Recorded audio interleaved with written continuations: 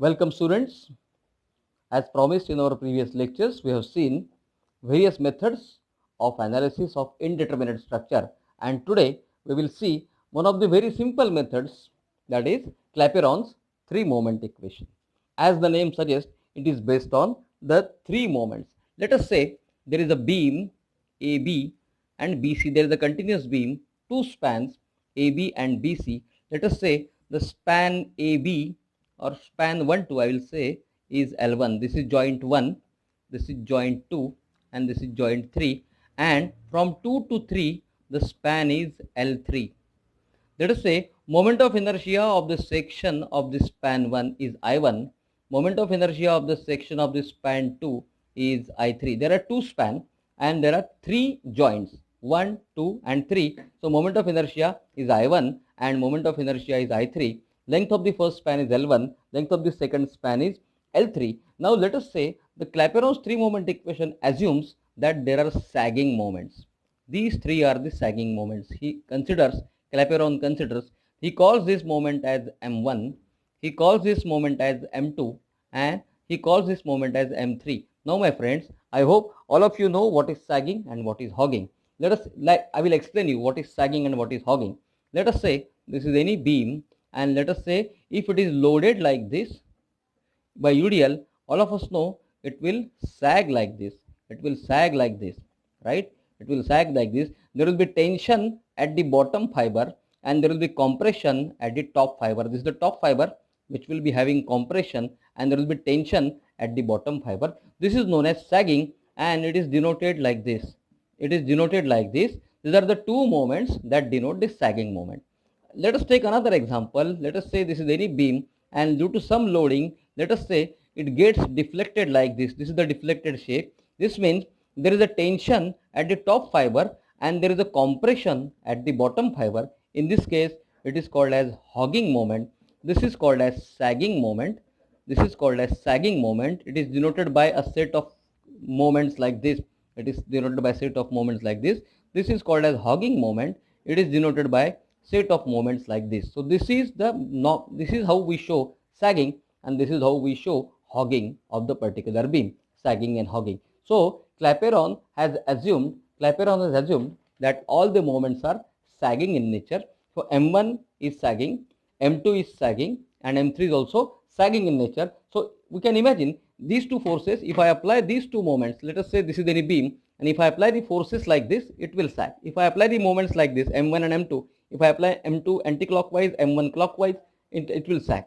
Another case, if I apply like this, it will be like this, it will be sagging in this case also. So this is the example of sagging moment. This is the example of sagging moment. So Clapeyron states that M1 into L1 upon I1 plus twice M2 into L1 upon I1. So Clapeyron's three moment equation states, Clapeyron's three moment theorem says, this M1, the first moment, into L1 upon I1, span L1 for the first span, I1, moment of inertia of the first span, plus twice M2 into L1 upon I1 into bracket L1 upon I1 plus L3 upon I3, this is second, plus M3 into L3 upon I3, M3 into L3 upon I3, this is the left hand side, is equal to, Clapeyron's three moment equation says, is equal to minus 6 A1 X1 bar upon I1 L1 minus 6 A3 X3 bar upon I3 L3 minus 6 A1 X1 bar upon L1 I1. Now left hand side, all this explanation we know. M1 is the first moment, M2 is the second moment, M3 is the third moment. That is why this is called as theorem of three moment or three moment equation. Is equal to L1 is the length of the first span, L3 is the length of the second span, I1 is the moment of inertia of the first span, I3 is the moment of inertia of the second span. So left hand side is well explained to you. Now let us consider right hand side. A1 is area of simply supported bending moment diagram. All of you know how to draw the bending moment diagram, simply supported bending moment diagram. Area of simply supported bending moment diagram of left span, area of simply supported bending moment diagram of left span, and A3 is area of simply supported bending moment diagram of the right span. A3 is area of simply supported bending moment diagram of right span, left span and right span, right? A1, A3. Friends, all of you, this is the prerequisite now. Now this is the prerequisite. What is the prerequisite? You should be able to plot the bending moment diagrams and you should be able to calculate the area of various geometric figures, because we know when the structure is loaded with uniformly distributed load, the bending moment diagram is a parabola.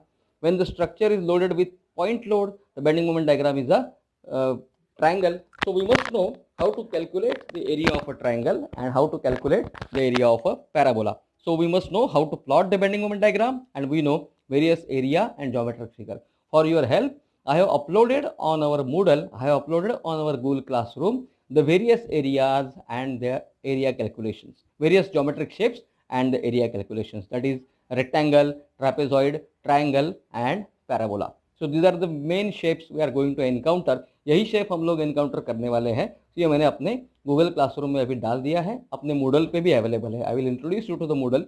It is available at our Moodle, so you can download it from there and keep it for your reference always. So area of simply supported bending moment diagram for the left hand span. Let us say on the left hand span, if this some loading is there, let us say this is the area of simply supported bending moment diagram, then this is A1. On the right hand side, some loading is there, let us say this is the area of bending moment diagram, so this area is A3, so this is A1 and this is A3.